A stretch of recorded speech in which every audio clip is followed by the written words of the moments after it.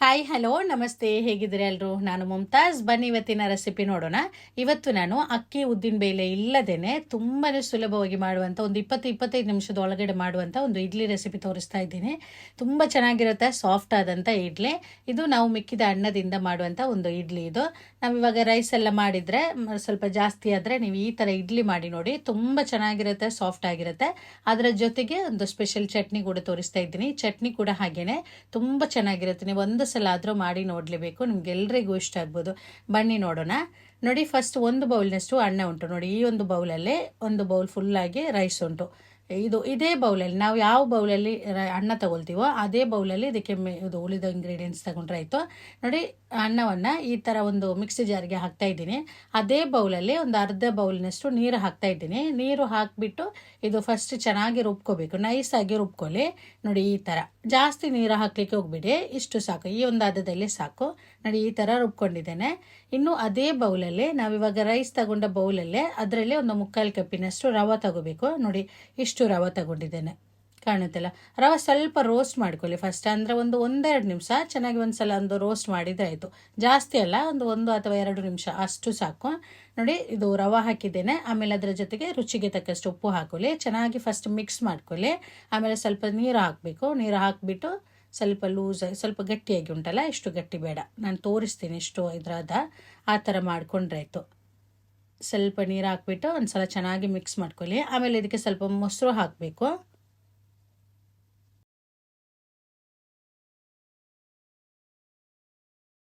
ನೋಡಿ, ಈ ಥರ ಚೆನ್ನಾಗಿ ಮಿಕ್ಸ್ ಮಾಡಿಬಿಟ್ಟು ಇನ್ನು ನಾವು ಅನ್ನ ತಗೊಂಡು ಅದೇ ಬೌಲಲ್ಲಿ ಒಂದು ಅರ್ಧ ಬೌಲ್ನಷ್ಟು ಮೊಸರು ಹಾಕಬೇಕು. ಮೊಸರು ಹಾಕಿ ಮತ್ತೆ ಚೆನ್ನಾಗಿ ಮಿಕ್ಸ್ ಮಾಡ್ಕೊಳ್ಳಿ. ಇದು ಇವಾಗ ಸ್ವಲ್ಪ ಗಟ್ಟಿ ಉಂಟು, ಇನ್ನು ಸ್ವಲ್ಪ ಲೂಸ್ ಆಗಬೇಕು. ಅಂದರೆ ನಾವು ನಾರ್ಮಲ್ ಆಗಿ ಇಡ್ಲಿ ಎಲ್ಲ ಮಾಡ್ತೀವಲ್ಲ, ಇಡ್ಲಿ ಹಿಟ್ಟಿನ ಅದೇ ಇರಬೇಕು, ಜಾಸ್ತಿ ಲೂಸ್ ಆಗಬಾರ್ದು. ಮತ್ತೆ ಸ್ವಲ್ಪ ನೀರು ಹಾಕಿಬಿಟ್ಟು ಮಿಕ್ಸ್ ಮಾಡ್ಕೊಳ್ಳಿ. ಈ ಥರ ಮಿಕ್ಸ್ ಮಾಡಿಬಿಟ್ಟು ಒಂದು 10 ನಿಮಿಷ ಇದು ರೆಸ್ಟ್ ಮಾಡಲಿಕ್ಕೆ ಇಡಬೇಕು. ಅಷ್ಟರಲ್ಲಿ ಇದಕ್ಕೆ ಬೇಕಾದ ಚಟ್ನಿ, ಆ ಒಂದು ಚಟ್ನಿ ಮಾಡೋ ಆ ಟೈಮು ಇದು ರೆಸ್ಟ್ ಮಾಡಲಿಕ್ಕೆ ಇಟ್ಟರೆ ಆಯಿತು. ನೋಡಿ, ಇಷ್ಟು ಗಟ್ಟಿ ಉಂಟು, ಕಾಣುತ್ತಲ್ಲ, ಇಷ್ಟು ಗಟ್ಟಿ ಇರಬೇಕು, ಜಾಸ್ತಿ ಲೂಸ್ ಆಗಬಾರ್ದು. ಇದೊಂದು ಸೈಡಲ್ಲಿ ಇಟ್ಕೊಳ್ಳಿ. ಆ ಟೈಮಲ್ಲಿ ಇದಕ್ಕೆ ಬೇಕಾದ ಚಟ್ನಿ ರೆಡಿ ಮಾಡ್ಕೊಳ್ಳುವ. ನೋಡಿ, ಒಂದು ಪ್ಯಾನ್ ತಗೊಂಡಿದ್ದೇನೆ, ಅದಕ್ಕೆ 1 ಟೇಬಲ್ ಸ್ಪೂನು ಕಡಲೆಬೇಳೆ, ನೋಡಿ ಒಂದು ದೊಡ್ಡ ಸ್ಪೂನಲ್ಲಿ 1 ಸ್ಪೂನು, ಜಾಸ್ತಿ ಬೇಡ. ಆಮೇಲೆ ಅದೇ ಸ್ಪೂನಲ್ಲಿ ಒಂದು 3/4 ಟೇಬಲ್ ಸ್ಪೂನ್ ಉದ್ದಿನ ಬೇಳೆ ಹಾಕ್ತಾ ಇದ್ದೀನಿ. ಆಮೇಲೆ ಸ್ವಲ್ಪ ಜೀರಿಗೆ, ಜಾಸ್ತಿ ಬೇಡ, ಸ್ವಲ್ಪ ಸಾಕು. ಸ್ವಲ್ಪ ಕೊತ್ತಂಬರಿ ಜಾಸ್ತಿ ಬೇಡ. ಆಮೇಲೆ ನೋಡಿ, ಇದು ಕಡಲೆ ಅಂದರೆ ಇದು ನೆಲೆಕಡಲೆ ಅಂತ ಹೇಳ್ತೀವಲ್ಲ, ಅದು 1 ಟೇಬಲ್ ಸ್ಪೂನು. ಶೇಂಗಾ, ಅದು ಹಸಿ ಶೇಂಗಾ, ಅದು 1 ಟೇಬಲ್ ಸ್ಪೂನ್ ಹಾಕಿ ಇದು ಮೀಡಿಯಮ್ ಫ್ಲೇಮಲ್ಲಿಟ್ಟು ಚೆನ್ನಾಗಿ ಇದನ್ನು ಹುರ್ಕೋಬೇಕು. ಸ್ವಲ್ಪ ಇದರಲ್ಲಿ ರೋಸ್ಟ್ ಮಾಡ್ಕೋಬೇಕು. ಮೀಡಿಯಮ್ ಫ್ಲೇಮಲ್ಲೇ ಇಟ್ಕೊಳ್ಳಿ. ನೋಡಿ, ಈ ಥರ ಇದು ರೋಸ್ಟ್ ಮಾಡ್ಕೊಂಡಿದ್ದೇನೆ. ಆನಂತರ ನೋಡಿ, ಅದೇ ಪ್ಯಾನಿಗೆ ಸ್ವಲ್ಪ ಎಣ್ಣೆ ಹಾಕ್ತಾ ಇದ್ದೀನಿ. ಎಣ್ಣೆ ಹಾಕಿಬಿಟ್ಟು ಚಿಕ್ಕದೊಂದು 2 ಈರುಳ್ಳಿ, ಆಮೇಲೆ 1 ಮೀಡಿಯಮ್ ಸೈಜ್ ಟೊಮೆಟೊ, ಇದು ಇದರಲ್ಲಿ ಫ್ರೈ ಮಾಡ್ಕೋಬೇಕು. ಇದರ ಜೊತೆಗೆ ಸ್ವಲ್ಪ ಬೆಳ್ಳುಳ್ಳಿ ಹಾಕಬೇಕು. ಒಂದು 4 ಹೆಸರು ಬೆಳ್ಳುಳ್ಳಿ ಹಾಕಿದ್ದೇನೆ. ಇದು ಸ್ವಲ್ಪ ದೊಡ್ಡ ಹೆಸರು ಬೆಳ್ಳುಳ್ಳಿ, ಚಿಕ್ಕದಾದರೆ ಸ್ವಲ್ಪ ಜಾಸ್ತಿ ಹಾಕ್ಬೋದು. ಆಮೇಲೆ ಒಂದು 3 ಇದು ರೆಡ್ ಚಿಲ್ಲಿ ಹಾಕಿದ್ದೇನೆ. ರೆಡ್ ಚಿಲ್ಲಿ ನಮಗೆ ಖಾರಕ್ಕೆ ಎಷ್ಟು ಬೇಕೋ ಅದು ಬೇಕಾದಷ್ಟು ಹಾಕಿ. ಈ ಚಟ್ನಿ ಸ್ವಲ್ಪ ಖಾರ ಇದ್ದರೆ ಚೆನ್ನಾಗಿರುತ್ತೆ, ಸ್ವಲ್ಪ ಖಾರ ಇರಬೇಕು. ಇದು ಸ್ವಲ್ಪ ಖಾರ ಉಂಟು, ನಾನು ಹಾಕಿದ ಚಿಲ್ಲಿ ಉಂಟಲ್ಲ, ಅದು ಸ್ವಲ್ಪ ಜಾಸ್ತಿ ಖಾರ ಉಂಟು, ಅದು ನೀವು ನೋಡಿಕೊಂಡು ಬೇಕಾದಷ್ಟು ಹಾಕಿ. ಆಮೇಲೆ ಅದರ ಜೊತೆಗೆ ಸ್ವಲ್ಪ ಅರಿಶಿನ ಪುಡಿ ಹಾಕಿದ್ದೇನೆ. ಚೆನ್ನಾಗಿ ಸ್ವಲ್ಪ ಇದು ಫ್ರೈ ಆಗಿ ಬರಬೇಕು. ಸ್ವಲ್ಪ ಹೊತ್ತು ಬೇಕಾದರೆ ಮುಚ್ಚಳ ಹಾಕ್ಬೋದು. ಮುಚ್ಚಳ ಹಾಕ್ಬಿಟ್ಟು ಮಾಡಿದರೆ ಬೇಗನೆ ಸಾಫ್ಟಾಗಿ ಸಿಗುತ್ತೆ ನಮಗೆ. ನೋಡಿ, ಇಷ್ಟು ಸಾಕು, ಜಾಸ್ತಿ ಫ್ರೈ ಆಗಬೇಕು ಆ ಥರ ಇಲ್ಲ, ಈ ರೀತಿ ಫ್ರೈ ಆದರೆ ಸಾಕು. ಆಮೇಲೆ ನೋಡಿ, ಮಿಕ್ಸಿ ಜಾರಿಗೆ ಹಾಕ್ತಾ ಇದ್ದೀನಿ. ಇದು ಸ್ವಲ್ಪ ತಣ್ಣಗಾಗಬೇಕು. ಇವಾಗ ಇದು ಬಿಸಿ ಉಂಟು, ತಣ್ಣಗಾದ ನಂತರ ಇದು ರುಬ್ಕೊಂಡ್ರೆ ಆಯಿತು. ಅದರ ಜೊತೆಗೆ ನಾವು ಫಸ್ಟ್ ರೋಸ್ಟ್ ಮಾಡಿಟ್ಟಿದ್ದ ಅದು ಕಡಲೆ ಅದೆಲ್ಲ ಉಂಟಲ್ಲ, ಅದನ್ನೆಲ್ಲ ಹಾಕಿ ಆಮೇಲೆ ಇದರ ಜೊತೆಗೆ ಸ್ವಲ್ಪ ಉಪ್ಪು ಹಾಕಬೇಕು. ಆಮೇಲೆ ಸ್ವಲ್ಪ ನಾನು ಇದಕ್ಕೆ ವಿನಿಗರ್ ಹಾಕ್ತಾ ಇದ್ದೀನಿ. ವಿನಿಗರ್ ಇದ್ದರೆ ವಿನಿಗರ್ ಹಾಕಿ, ಇಲ್ಲ ಅಂದರೆ ನಾವು ಹುಣಸೆ ಹುಳಿ ಹಾಕಿದ್ರೆ ಆಯಿತು. ನಮಗೆ ಹುಳಿ ಎಲ್ಲ ಎಷ್ಟು ಬೇಕೋ ಅದಕ್ಕೆ ಬೇಕಾದಷ್ಟು ಹುಣಸೆ ಹುಳಿ ಹಾಕಿಬಿಟ್ಟು ಇದು ರಫ್ ಆಗಿ ರುಬ್ಕೋಬೇಕು. ನೋಡಿ, ಈ ಥರ ಜಾಸ್ತಿ ನೈಸ್ ಆಗಬಾರ್ದು. ನೋಡಿ, ಈ ಥರ ಕಾಣುತ್ತಲ್ಲ, ಸ್ವಲ್ಪ ತರಿಯಾಗಿ ಇರಬೇಕು, ಜಾಸ್ತಿ ಲೂಸ್ ಆಗಬಾರ್ದು. ಇದೇ ಥರ ಗಟ್ಟಿಯಾಗಿ ನೋಡಿ, ಈ ರೀತಿ ರುಬ್ಕೊಂಡ್ರೆ ಆಯಿತು. ಚಟ್ನಿ ರೆಡಿ ಆಯಿತು. ರುಚಿ ಎಲ್ಲ ನೋಡ್ಕೊಳ್ಳಿ. ಆಮೇಲೆ ಒಗ್ಗರಣೆ ಹಾಕಿದ್ರೆ ಆಯಿತು. ಅದು ಸಾಸಿವೆ ಮೇಲೆ ಕರಿಬೇವಿನ ಸೊಪ್ಪು ಹಾಕಿ, ನಾನಿವಾಗ ಕರಿಬೇವಿನ ಸೊಪ್ಪು ಹಾಕಿಲ್ಲ, ಅದು ಇದ್ರೆ ಹಾಕಿ ತುಂಬ ಚೆನ್ನಾಗಿರುತ್ತೆ. ಕರಿಬೇವಿನ ಸೊಪ್ಪು ಹಾಕಿದರೆ ಚಟ್ನಿ ರೆಡಿ ಆಯಿತು.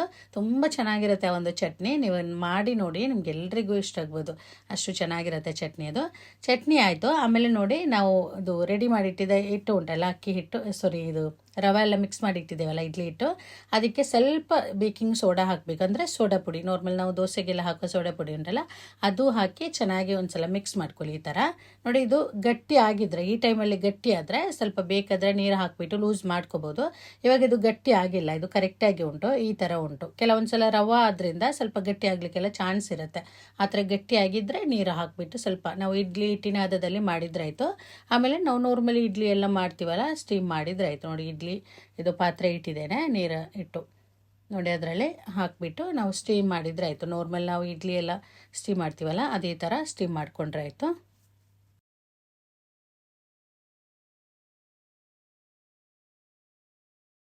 ನೋಡಿ, ಇದು ಆಯ್ತಿದು, ಬೆಂದಿದೆ. ಇವಾಗ ಇನ್ನು ತೆಗಿಬೇಕು. ಇನ್ನು ಮಿಕ್ಕಿದ ಇಡ್ಲಿ ಇಟ್ಟಿದ್ರೆ ಇದೇ ಥರ ಇಡ್ಲಿ ಮಾಡ್ಕೊಂಡ್ರೆ ಆಯಿತು. ನೋಡಿ, ಇದು ಬಿಸಿ ಇರುವಾಗ ನಾವು ತೆಗೆದ ಕೂಡಲೇ ಪಾತ್ರದಿಂದ ಇದು ಇಡ್ಲಿ ತೆಗಿಲಿಕ್ಕೆ ಹೋಗ್ಬೇಡಿ, ಅದು ಅವಾಗ ತುಂಬ ಸಾಫ್ಟ್ ಆಗಿರುತ್ತೆ. ಬಿಸಿ ಇರುವಾಗ ಜಾಸ್ತಿ ಸಾಫ್ಟ್ ಆಗಿರುತ್ತೆ. ಸ್ವಲ್ಪ ತಣ್ಣಗಾದ ನಂತರ ಈ ಥರ ತೆಗೆದ್ರೆ ಆಯಿತು, ಆವಾಗ ಕರೆಕ್ಟಾಗಿರುತ್ತೆ. ನೋಡಿ ಎಷ್ಟು ಚೆನ್ನಾಗಿದೆ ಅಂತ. ತುಂಬಾ ಸುಲಭವಾಗಿ ಮಾಡುವಂಥ ಇಡ್ಲಿ ಇದು.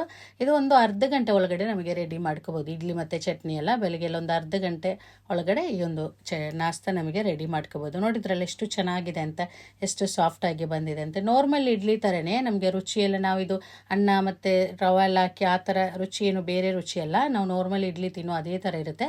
ಮತ್ತು ಚಟ್ನಿ ಕೂಡ ಹಾಗೆಯೇ ತುಂಬ ಚೆನ್ನಾಗಿರುತ್ತೆ. ನನಗೆ ತುಂಬಾ ಇಷ್ಟ ಈ ಒಂದು ಚಟ್ನಿ. ಅದು ಸ್ವಲ್ಪ ನಾನು ಹೇಳ್ದಾಗೆ ಸ್ವಲ್ಪ ಖಾರ ಖಾರ ಇರಬೇಕು, ತುಂಬ ಚೆನ್ನಾಗಿರುತ್ತೆ.